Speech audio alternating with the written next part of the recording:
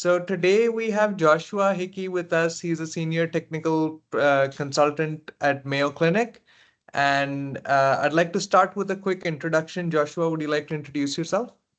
Yeah, sure thing. I'm Joshua Hickey, a principal product manager in the data and AI infrastructure space at Mayo Clinic. All right. Thank you. Thank you for the quick introduction.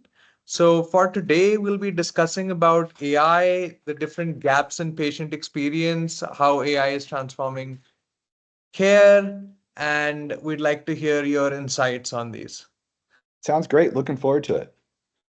So, starting with the first question, from your role at Mayo Clinic, what are some of the biggest pain points you see in the patient journeys today? So at Mayo, the needs of the patient come first. And so we're starting to think about them from a data standpoint, not just from a screen standpoint. Throwing the screens away and thinking about the patient's data, we really want to listen to the needs of the patient. And so that could start from making patients not have to be the historian. Oftentimes they're repeating the information. What medications are you taking? What conditions, and every step they're just repeating themselves as historians when we know we have this data. So we need to unlock the data and prevent all that wasted time and errors and make that part easier by unleashing the data.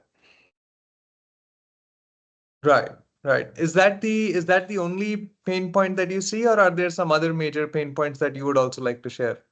Oh, it's a larger part of the theme. I'm very much thinking as we take advantage of AI insights, AI needs to consume data.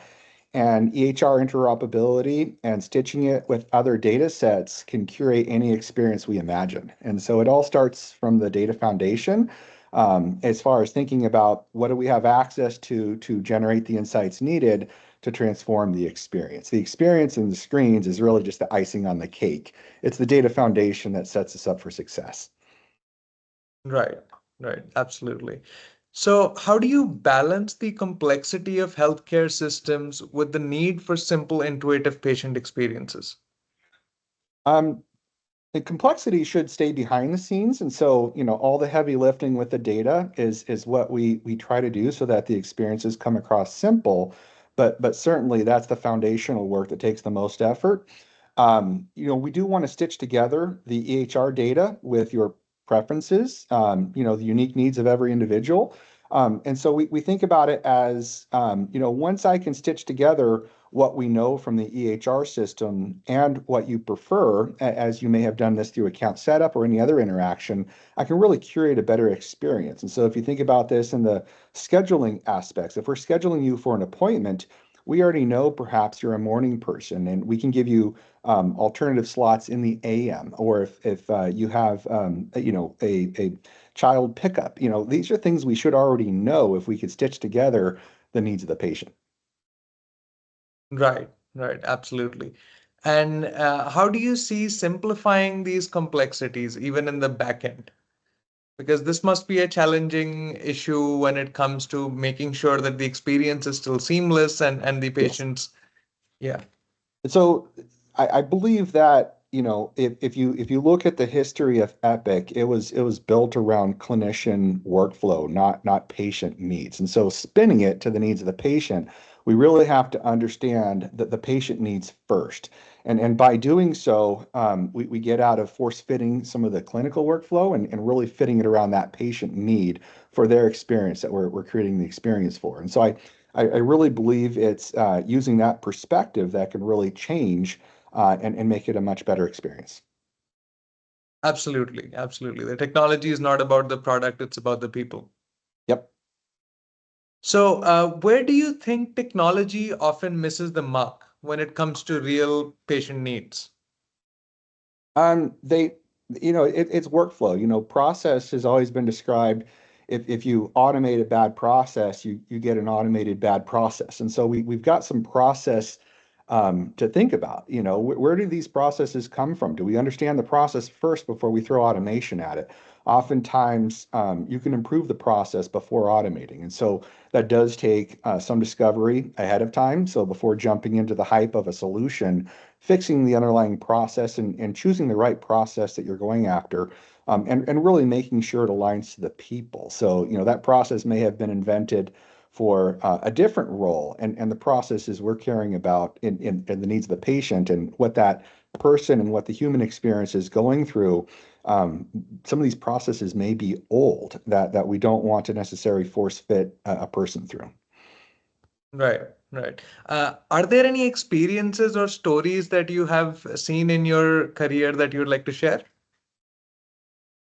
I really believe that it is, giving that patient experience clarity. I think there's a lot of one size fits all screens, and that information architecture has nothing to do with the needs of the patient. So, imagine if we threw those screens out and we were interacting with a chat. We'd be interviewing the patient and talking to them like a real person. Certainly there are some aspects of design as we evolve into more of that experience that we have to care for. Younger generation is going to pick it up like that. They'll be AI native. The older generation is going to have to go through the learning curve. So some onboarding concerns in that regard. But really designing it around that needs of the patient, we can reimagine what the experience looks like. But it's going to be thirsty for data.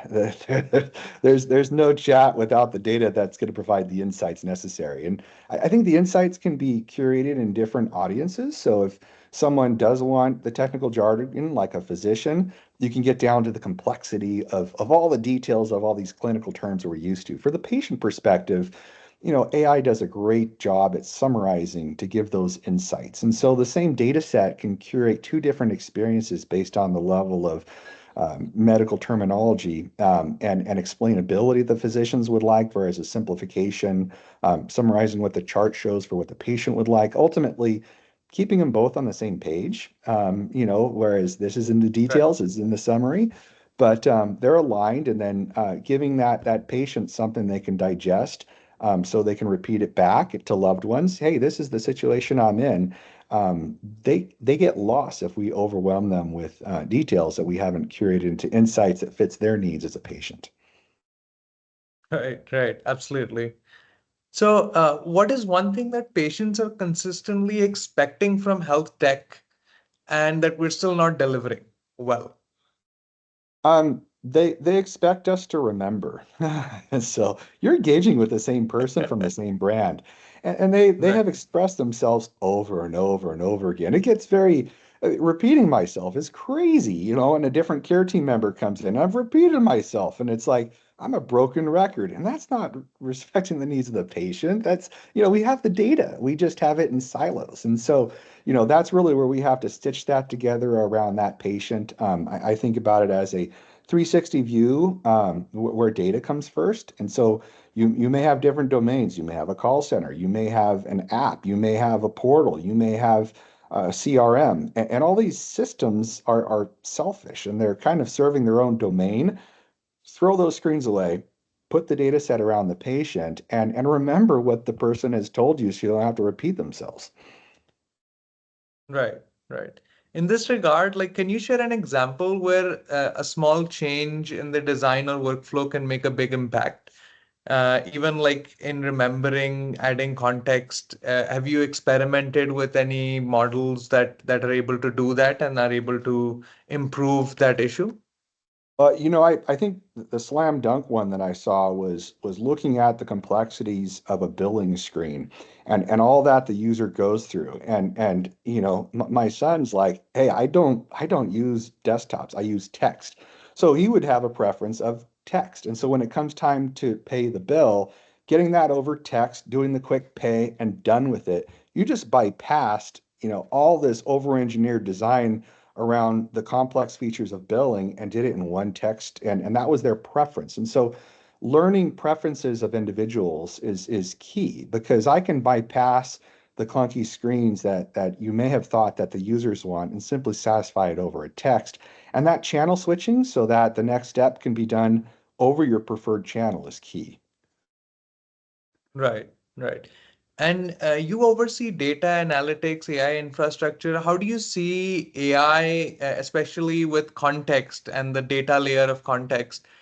shaping the patient experiences by remembering, by being able to offer, personalized care. Yeah, so let's qualify what we mean by context, and it's everything I can know about you, and that's important because systems can know a lot more about you. We have context from the EHR that we have to master, so interoperability is very important in the healthcare space. We've got customer relationships to manage, so every engagement you've ever had with us, think about Amazon Prime and Netflix and how they can curate personalization based on Right. these patterns that they've observed over time. We have analytics, and analytics needs to take a strong pivot. We've done analytics for the domain and leadership before, but I don't care about that as much as I would inform an AI feedback loop with the analytics to curate the behavior from the screen to change the experience based on that. And that's activating analytics. It's not passively reporting on analytics. And so AI has such an opportunity to enrich everything it knows about someone into the context that matters to really simplify these experiences. Right.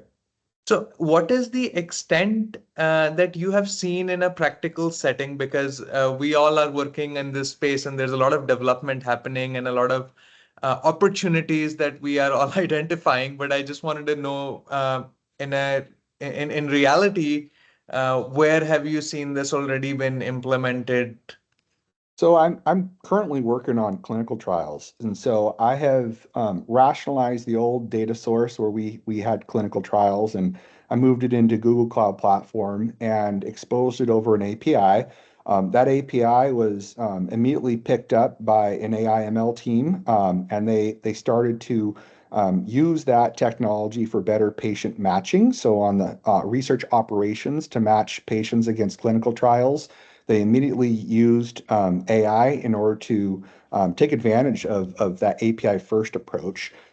We haven't even touched the screen yet for the user experience. And so now we have looked at a modernization effort where clinical trial sits within the overall domain, but then reimagining what search could be like. And so right now, when you search for a clinical trial, you have to input all the parameters. And so the screen's designed with all these radio boxes and user entered words to inform search. I don't want any of that. I just want it to be more like a Netflix where the first clinical trial that matches your profile shows up. And you don't have to pan through multiple clinical trial results on a search page. And so we're going to do a better job interviewing the patients that we onboard or join a trial experience that we onboard. So we interview you and we use the information based on that data set that we learned about your needs to do the matches and hence bypass any navigation and search. We would curate the best match for you based on learning about you. So that's a real-time use case that we're working on. I'm super excited about because it just goes to show how much better of a search we have once we bring data together. We could stitch data about your registration and bypass clunky search. Right, right. Thanks a lot for sharing those insights. And after the last question, as a product leader, how do you make sure technology development aligns with real patient outcomes, not just organizational goals? I think the best thing to do there is get away from fragmented use cases. And what I mean by fragmented use cases is, the prioritization of maybe it's first one through that came in with the use case, or whoever speaks the loudest, and all these committees that come up with prioritization from a product lens are fragmented, and they need to realize just how fragmented they are. And so thinking about the user experience, you really need to define the end-to-end customer experience journey. And that's the you are here in my world. And so any use case you come up with has to fit in the context of the journey that we've designed. And there are much better ways to see the forest through the trees once you have that customer experience journey designed. And then those moments matter. And so it kind of, you're going to have to touch upon that journey and provide the magical moments at each step of the journey that you wish to curate with digital experiences. And so you don't just have an amazing feature drop off and then you're like, well, how do I finish this journey that I'm on with you can't have that. You have to imagine the journey day one and design the system around that journey and certainly treat the moments that you're engaging the user in that journey as something you're automating and providing that magic for that AI magic that you're thinking about I always get inspired by Disney because they thought not only about the ride that you're on, but the smells and of the popcorn after you're on the ride, or the tiki room and the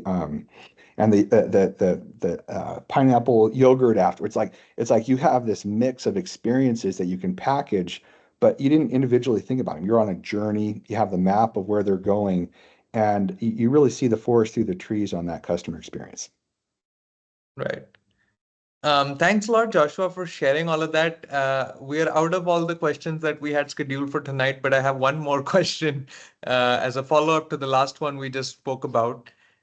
For this entire patient experience, especially at organizations like Mayo Clinic, that are operating at such a large scale, how do you actually go about implementing change entirely to the entire patient journey? I mean, that would be a massive change, right? So how is that like phased out, or would you like to share any insights on that? Yeah, so certainly it's an incremental approach, grouped by AI features that we walk before we run on. So we can't go heavy on AI until we master the basics. And so those low risk use cases using AI are something to go through the learning curve on. These are teams that have to have AI adoption. So you don't start with the most complex use case. You've got to evolve the team's maturity and the AI trust, and then introduce the complex ones over time. So kind of grouping that feature set together, it does have to consider your maturity in the AI space, and then as you mature, introduce the more complex ones. But then also thinking about it from the adoption standpoint, what makes a whole experience that the actual patient receives. So there's a balance between the two, to think through in the roadmap. And ultimately, at the end of the day, if we think about how we'll be measured, we're going to ask the patients, do you feel heard? So no matter what feature we introduce, did you feel heard? And then the second one is, did the care team stay aligned? Because we don't want to be introducing experiences to patients that the care team doesn't relate to. So we've got to keep those two in lockstep. And then last would be, did it reduce friction rather than add it? And so, there's a lot of friction in experiences, and no matter what we introduce, it has to be removing that friction using the digital and technology we enable. Right. Absolutely. All right. Thanks a lot, Joshua, for your time. It was a pleasure having you as a guest on our show today. Yeah, Is there thank you. I anything enjoyed it. else you'd like to share with our audience? I think, from a healthcare standpoint, we're trying to make it more human. And so as we think about introducing AI, keeping that human in mind, both from the patient, the patient has a degree of trust and adoption they're going through as they pick up these new experiences. And then the physicians, they want AI to be helpful, but then they're always going to take over. So you have to design them as part of the experience where you're not trying to solve everything with AI. You're giving that handoff to the physician when it's appropriate. And I think that'll really help the introduction of AI experiences over time if we keep the human in mind. Right, right. Absolutely. Thanks for sharing those last words, Joshua. Sure.